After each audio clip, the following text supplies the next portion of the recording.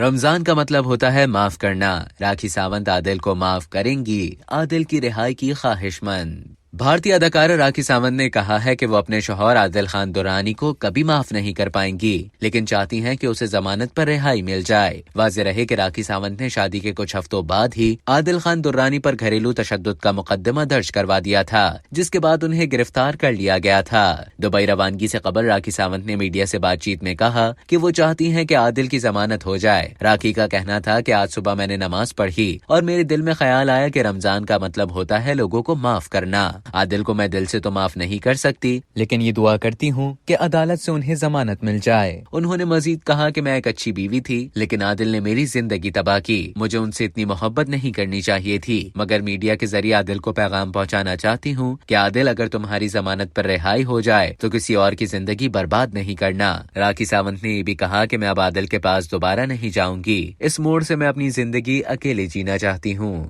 اب تک کے لیے اتنا ہی۔ مزید خبروں اور نیوز اپڈیٹس کے لیے ڈیلی جنگ کے یوٹیوب چینل کو سبسکرائب کریں اور فیس بک کے پیج کو لائک کرنا نہ بھولیں۔